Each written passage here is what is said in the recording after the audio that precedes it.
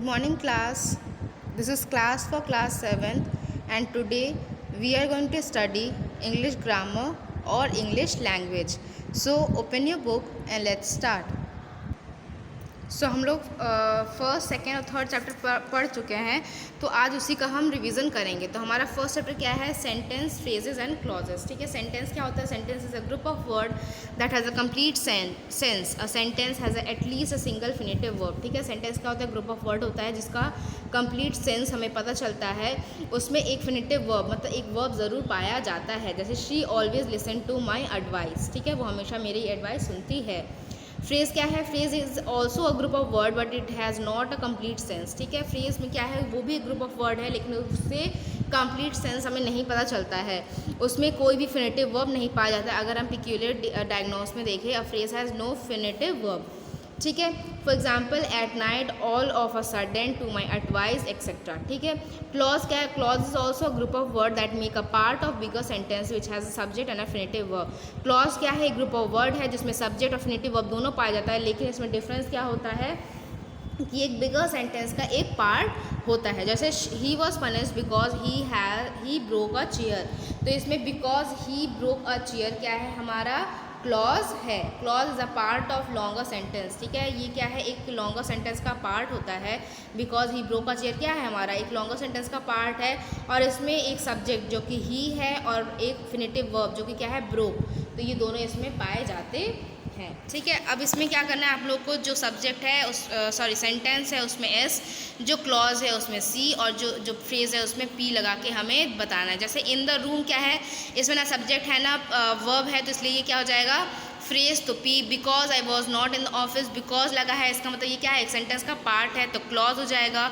I do not run fast, ये क्या हो जाएगा? हमारा सेंटेंस। क्यों? क्योंकि इसमें सब्जेक्ट भी है, प्रेडिकेट है, और ये क्या है? एक सेंटेंस का पार्ट नहीं है। ठीक है, तो इस तरह से आप लोग उसको एक बार देख लीजिएगा। उसके बाद है सेंटेंस। सेंटेंस को अब इस तरह से एक्सप्लेन किया है, group of words arrange in certain way that expresses a complete meaning. A group of word जो क्या है? इस तरह से अरेंज किया जाता है जिससे हमें एक कंप्लीट मीनिंग मिले। इसमें क्या होता है? सब्जेक्ट और प्रेडिकेट दोनों पाए जाते हैं। जैसे, और इसमें दिया है कि सब्जेक्ट क्या होता है? सब्जेक्ट वो होता है, अगर वर्ब देखा जाए, वर्ब से अगर हु या व्हाट पूछा जाए तो हमें उसका सेंटेंस से जो आंसर मिलेगा वही हमारा क्या होगा? सब्जेक्ट। जैसे Jenny likes to eat ice cream, तो अगर हम पूछे who likes to eat ice cream तो क्या हो जाएगा? जेनी। तो जेनी हमारा क्या हो जाएगा? सब्जेक्ट। ठीक है, उसके बाद देखेंगे phrases and clause. Phrases and clause क्या होते हैं? फ्रेज हम लोग ने अभी पढ़ा कि क्या होता है? ग्रुप ऑफ वर्ड्स होता है जो क्या रहता है? दूसरे पार्ट ऑफ सेंटेंस पे डिपेंडेंट रहता है। ठीक है, चाहे वो फ्रेज हो चाहे वो क्लॉज हो, वो दूसरे पार्ट ऑफ जो सेंटेंस रहता है उसमें उस पर डिपेंडेंट रहता है। उसका अपना कोई मतलब नहीं होता, उसका अपना कोई कंप्लीट मीनिंग नहीं होता है। क्लॉज में मीनिंग होता है, लेकिन उसको अगर आप पढ़ेंगे तो आपको पढ़ के लगेगा कि वो क्या है? इनकम्प्लीट है, वो अभी किसी और सेंटेंस पे डिपेंडेंट है। जैसे she sang a sweet song, तो इसमें स्वीट सॉन्ग क्या हो जाएगा? फ्रेज हो जाएगा। और she sang a sweet song but she could not win the first prize, और इसमें but she could not win the first prize क्या हो जाएगा? हमारा क्लॉज। तो यहाँ पे अगर बट लगा देते हैं स्टार्टिंग में तो हमें लग रहा है कि but she could not win first prize जो है वो किसी अदर पार्ट ऑफ सेंटेंस पे डिपेंडेंट है, मतलब उसके आगे कुछ हमें लगाने की ज़रूरत है। तो दोनों क्या होते हैं? इंडिपेंडेंट नहीं होते, डिपेंडेंट होते हैं दूसरे पार्ट ऑफ सेंटेंस में अपने मीनिंग को कंप्लीट करने के लिए। ठीक है, अब इसमें फ्रेज और क्लॉज के डिफरेंसेस दिए गए हैं। सेंस क्या है? It does not have complete sense by itself, इसका जो है कोई भी कंप्लीट सेंस खुद से नहीं होता है। क्लॉज में खुद से सेंटेंस जो है क्या रहता है? इसका कोई मतलब होता है। ठीक है, क्लॉज में जो सेंटेंस है वो सेंटेंस से सेंस जो है वो अच्छे से पता चलता है, कंप्लीट सेंस पता चलता है, लेकिन वो क्या रहता है? इनकम्प्लीट रहता है। एग्जाम्पल में on Sunday on the stage under the bridge. ठीक है, क्लॉज में इफ़ शी इज़ सिक, अगर वो बीमार होती या बीमार है। ठीक है, subject predicate, it has no predicate, इसमें कोई भी प्रेडिकेट नहीं होता है। सब्जेक्ट में क्या, क्लॉज में क्या होता है? एक सब्जेक्ट और एक प्रेडिकेट ज़रूर पाया जाता है। जैसे in the east to the church क्या है? फ्रेज के एग्जाम्पल्स हैं। क्लॉज में वेयर शी वॉज रीडिंग, तो इसमें शी क्या है? हमारा सब्जेक्ट है, वॉज रीडिंग क्या है? प्रेडिकेट है, तो इसलिए हमारा ये क्या हो जाएगा? क्लॉज हो जाएगा। वर्ब क्या है? वर्ब में फ्रेजेस में वर्ब नहीं होते हैं, क्लॉज में फिनिटिव वर्ब पाया जाता है। जैसे the boy putting on a cap, इसमें ऑन अ कैप क्या है? फ्रेज है, इसमें कोई फिनिटिव वर्ब नहीं है। क्लॉज में क्या है? बिफोर इट रेन्स, तो रेन्स क्या हमारा? फिनिटिव वर्ब है। ठीक है। तो यहाँ पे आप लोग का जो एक्सरसाइज है वो आप लोग को PDF के थ्रू प्रोवाइड करवा दिया गया होगा, इसको आप लोग अच्छे से पढ़ लीजिएगा। ट्राई करिएगा कि स्पेशली जो ऐसे फिल द ब्लैंक्स टाइप जो क्वेश्चन होंगे उसको आप लोग अच्छे से पढ़िएगा।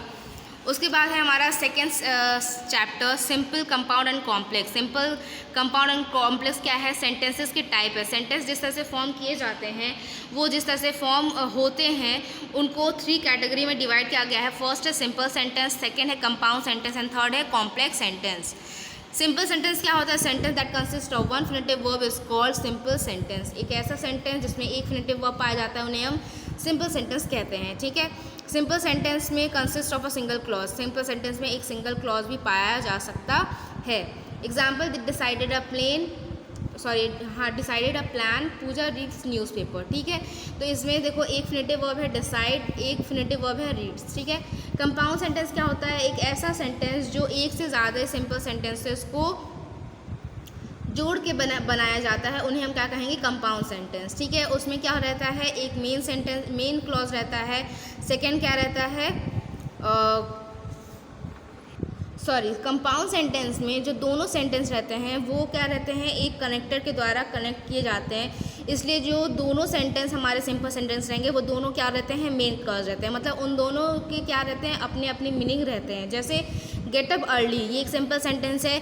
You will be late for school, ये भी एक सिंपल सेंटेंस है। इनको जोड़ा किससे गया है? अदरवाइज से, जो कि क्या है? हमारा कनेक्टर। तो इसलिए गेट अप अर्ली इसका भी एक इंडिपेंडेंट मीनिंग है। You will be late for school इसका भी एक इंडिपेंडेंट मीनिंग है। तो इसलिए इन दोनों क्या है? हमारा मेन क्लॉज हो जाएगा। ठीक है। When we separate 2 sentences by removing otherwise we will have 2 independent sentence each with complete meaning. जब हम दोनों सेंटेंसेस को अलग अलग करेंगे अदरवाइज को हटा के, तो हमारे पास 2 इंडिपेंडेंट सेंटेंस मिलेंगे जिनका एक कंप्लीट मीनिंग निकल रहा होगा। कॉम्प्लेक्स सेंटेंस में क्या होता है? कॉम्प्लेक्स सेंटेंस में एक हमारा क्या होता है? मेन क्लॉज होता है और दूसरा क्या होता है? हमारा सबऑर्डिनेट क्लॉज। मतलब एक पार्ट ऑफ सेंटेंस जो है दूसरे पार्ट ऑफ सेंटेंस में कहीं ना कहीं डिपेंडेंट होता है। हमारा जो सबऑर्डिनेट क्लॉज होता है वो मेन क्लॉज पे क्या रहता है? डिपेंडेंट रहता है। जैसे एग्जाम्पल हम देख लेते हैं, The boys who make a noise in the class are punished. In the above sentence, the boys are punished. ठीक है। ये मेन क्लॉज है, बॉयज़ लोगों को पनिशमेंट मिली। ठीक है। ये क्या है? हो जाएगा हमारा main clause. Who make a noise in the class क्या हो जाएगा? Subordinate clause. किन बॉयज़ को पनिशमेंट मिली? जो क्लास में शोर कर रहे थे। तो जो क्लास में शोर कर रहे थे ये क्या है? फर्स्ट सेंटेंस पे डिपेंडेंट ही तो है ना, द बॉयज़ आर पनिश्ड, इस पर डिपेंडेंट है। तो इसलिए क्या हो जाएगा? द बॉयज़ आर पनिश्ड क्या हो जाएगा? हमारा मेन क्लॉज। और who make a noise in the class क्या हो जाएगा? हमारा सबऑर्डिनेट क्लॉज। ठीक है। तो यहीं पे आप लोग का ये चैप्टर भी ओवर होता है। इसका जो एक्सरसाइज है वो आप लोग को PDF के थ्रू आई थिंक प्रोवाइड करवा दिया गया होगा।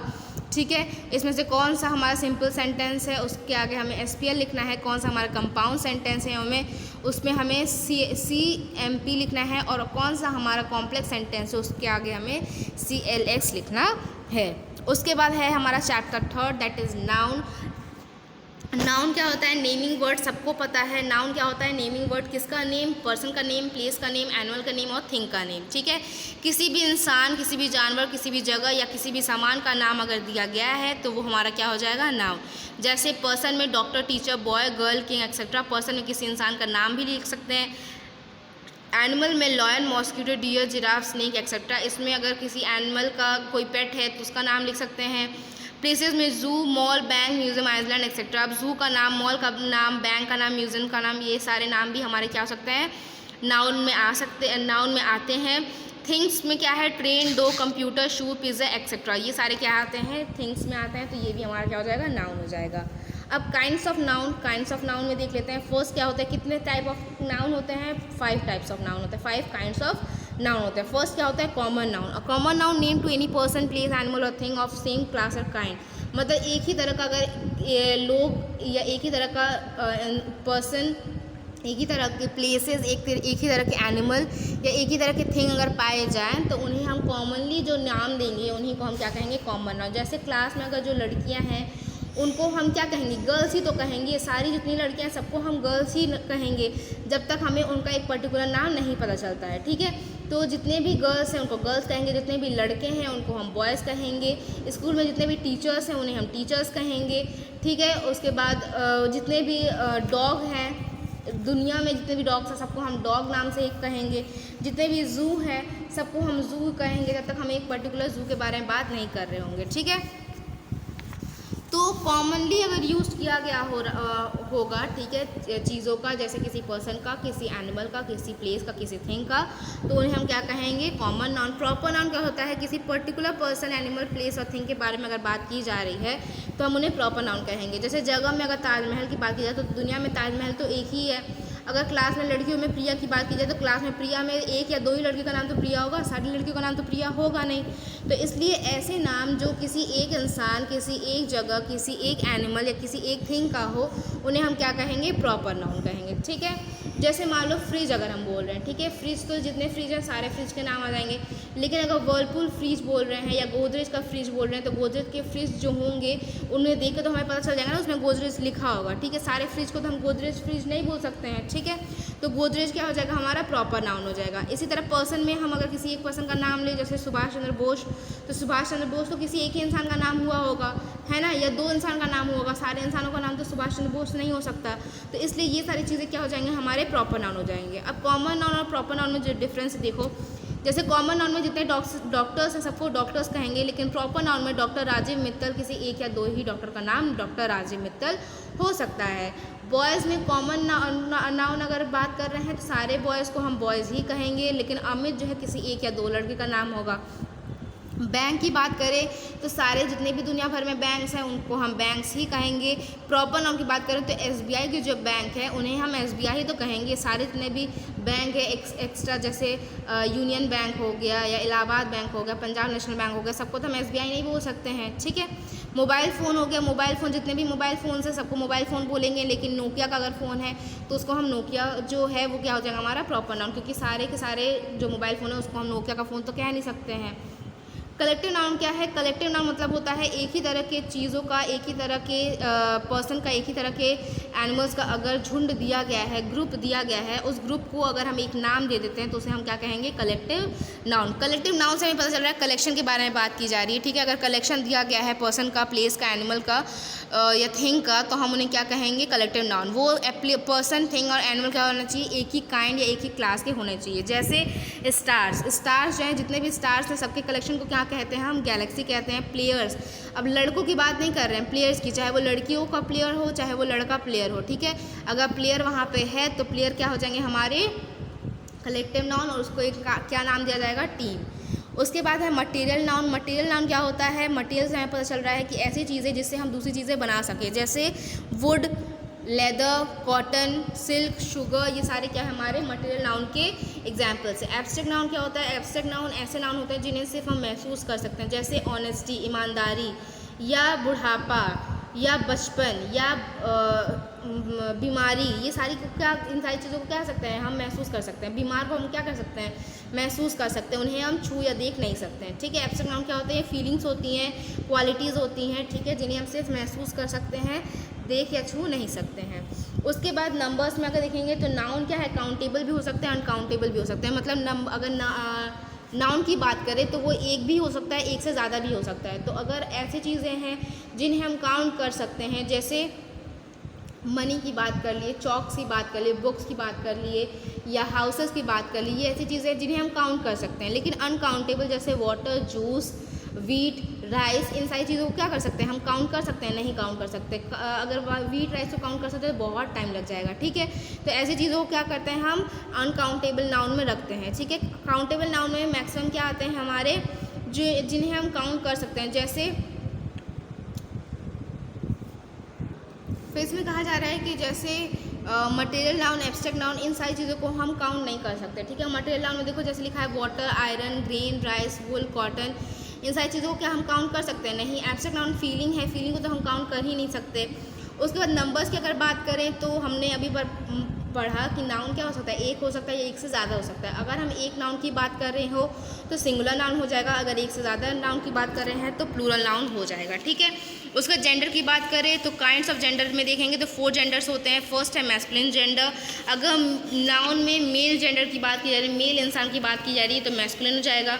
अगर हम फीमेल की बात कर रहे हैं तो फेमिनाइन जेंडर हो जाएगा। अगर ऐसे नाउन के बारे में बात कर रहे हैं जो हम फीमेल के लिए भी एक ही वर्ड यूज़ करते हैं और मेल के लिए भी एक ही वर्ड अगर हम यूज़ किया जाता है उसे हम कॉमन जेंडर कहते हैं। जैसे टीचर, अगर वो मेल टीचर हो तो भी हम उसे टीचर कहेंगे, अगर वो फीमेल टीचर हो तो उन्हें भी हम टीचर ही कहेंगे। चाइल्ड, बच्चा अगर है, चाहे वो बॉय चाइल्ड है चाहे वो गर्ल चाइल्ड है, हम उसे चाइल्ड ही कहेंगे। बर्ड, अगर वो चाहे मेल बर्ड है तो उसे भी हम क्या कहेंगे, बर्ड। अगर वो फीमेल बर्ड है तो भी हम उसे बर्ड कहेंगे। मतलब ऐसे नाउन जिनका जेंडर से कोई मतलब नहीं होता है, ठीक है, चाहे वो मेल हो चाहे फीमेल हो, उनके लिए हम एक ही जेंडर का यूज़ करते हैं, उन्हें हम कॉमन जेंडर कहते हैं। न्यूट्रल जेंडर मतलब ऐसे थिंग्स जिनका कोई जेंडर नहीं होता है, जैसे non living things. Non living things का कोई जेंडर होता है, जैसे फ़ोन। अब फ़ोन तो हमें पता है नहीं कि वो फीमेल है कि मेल है, तो इसे हम क्या रखेंगे, न्यूट्रल जेंडर में रखेंगे, ठीक है। तो यहीं पे आप लोग का ये चैप्टर ओवर होता है। इसके बाद जो है आप लोग को ये PDF आई थिंक प्रोवाइड करवा दिया गया होगा। आप लोग ये दो जो है बहुत अच्छे से पढ़ लीजिएगा, ठीक है। ये दोनों जो एक्सरसाइज है वो बहुत इंपॉर्टेंट है, ठीक है।